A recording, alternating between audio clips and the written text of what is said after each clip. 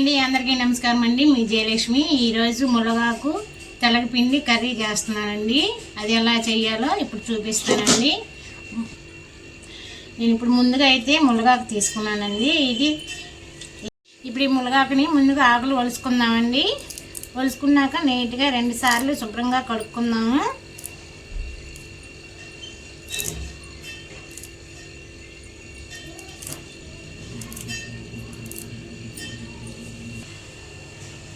ఇదిగోండి, ఈ విధంగా తీసుకోవాలి. ఆకుల్ని తీసుకొని పక్కన పెట్టుకుందాము. నేను ఈ కర్రీ కోసం పెద్ద సైజు వెల్లుల్లిపాయ తీసుకున్నానండి. ఈ కర్రీకి ఎక్కువ వెల్లుల్లిపాయ రబ్బలు అయితే ఈ కర్రీ చాలా టేస్ట్గా ఉంటుందండి. ఇప్పుడు మనం ఇవి పైన పొట్టు తీసుకుందామండి.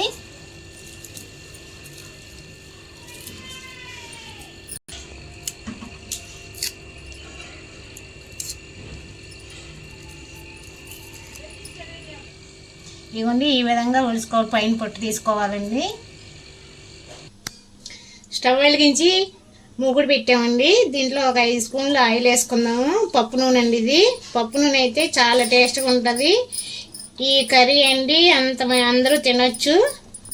ముందుగా ప్రెగ్నెన్సీ లేడీకి, డెలివరీ లేడీస్కి ఎక్కువగా పెడతారండి ఈ కర్రీ. దీనికోసం ఒక 1/2 స్పూను ఆవాలు, 1 స్పూన్ జీలకర్ర, 1 స్పూన్ మినపప్పు, 1 స్పూన్ శనగపప్పు కొంచెం వేయించుకోవాలి.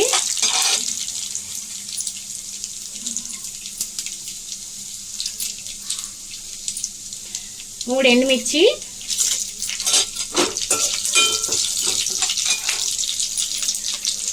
కొంచెం ఇంగు వేసుకుందామండి.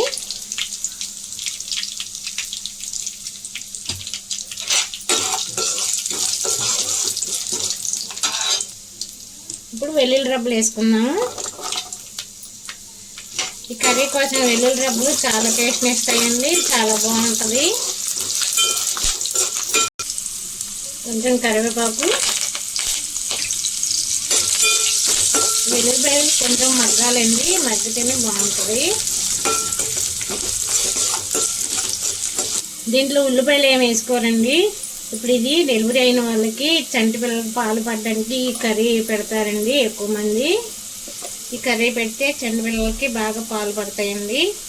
ఈ ప్రెగ్నెన్సీ వాళ్ళకి కూడా చాలా మంచిదండి. అందరూ తినొచ్చు. ఈ కూర ఒంటికి బాగా హెల్త్ని ఇస్తుంది.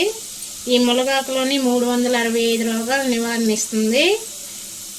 చాలా మంచిదండి. దీంట్లో ఐరన్, కాల్షియం ఇవన్నీ ఉంటాయండి. ఇప్పుడు మునగాకు వేసుకుందాం.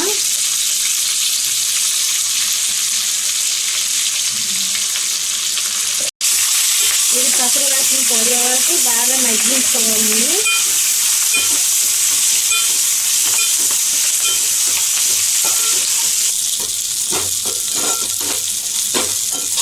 ఈ మునగాకండి డయాబెటీస్ ఉన్నవాళ్ళు, బీపీ ఉన్న వాళ్ళకి చాలా ఉపయోగపడుతుందండి. నేను 3 కప్పులు వాటర్ వేసుకుంటున్నానండి. 1 కప్పు తెల్లపిండి తీసుకున్నాను. 3 కప్పులు వాటర్ వేసుకుంటున్నాను.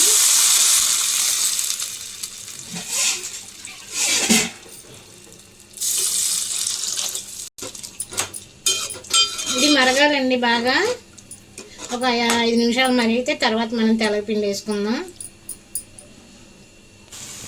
రుచికి సరిపడా ఉప్పు అండి, కలుపు, 1/2 స్పూన్ పసుపు, కారం 1 స్పూను,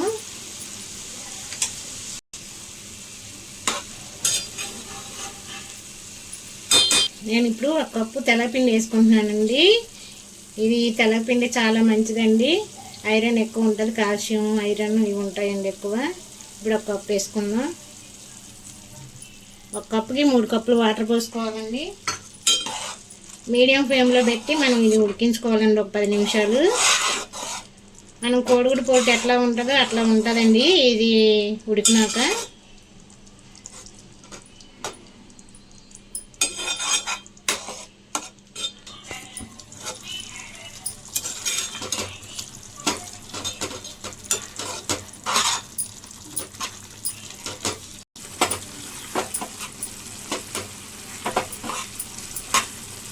మీరు కూడా ఇట్లా ఒకసారి ట్రై చేయండి, చాలా బాగుంటుంది.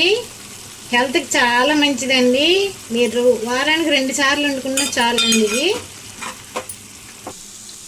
ఈ కూరని ఆరోగ్యానికి ఆరోగ్యం, సూపర్ రెసిపీ అండి. ఇది చాలా బాగుంటుంది. ఇది ఒకసారి మీరు ట్రై చేయండి, మాకు కామెంట్ పెట్టండి. చాలా బాగుంటుంది, టేస్టీగా ఉంటుందండి. సూపర్ రెసిపీ అండి ఇది. మునగాకు తెల్లపిండి కూర అయితే రెడీ అయిపోయిందండి. చూడండి ఎంత బాగుందో, ఎంత కలర్ఫుల్గా వచ్చిందో. ఈ కూర మీకు నచ్చినట్లయితే మీరు కూడా ఒకసారి మీ ఇంట్లో ట్రై చేయండి. ఈ వీడియో నచ్చినట్లయితే లైక్ చేయండి, షేర్ చేయండి, సబ్స్క్రైబ్ చేయండి. థ్యాంక్స్.